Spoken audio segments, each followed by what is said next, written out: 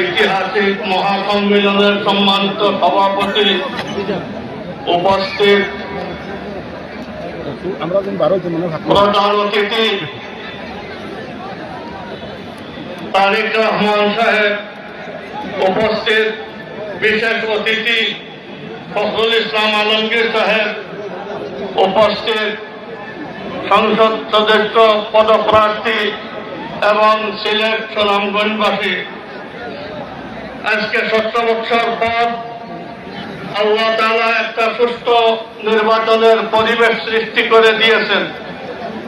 আমাদের পার্টি জমিয়তে উলামায়ে ইসলাম 106 বছরের পার্টি।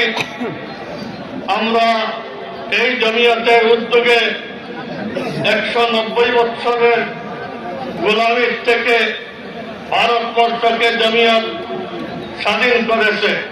জমিয়ত চায় একটা শান্ত, শ্রেষ্ঠ, নিরাপদ, উন্নত রাষ্ট্র। এই উদ্দেশ্যে আমরা বিএনপির সাথে জোট করেছি।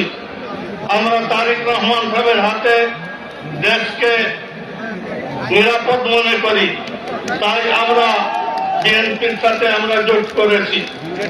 আমার আহ্বান, আগামীতে যদি আমরা শান্ত, নিরাপদ, উন্নত এক মডেল দেশ দেখতে চাই, তাহলে আমরা সিলেটের এই 19 আসনে আমরা বিএনপি জোটকে বিজয়ী করার চেষ্টা করব।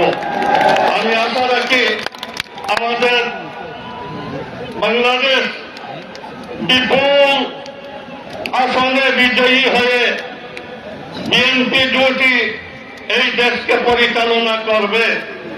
আমরা আশা রাখি যে বিএনপির মাধ্যমে এই দেশ সুস্থ, নিরাপদ, শান্ত এক দেশে রূপান্তরিত হবে।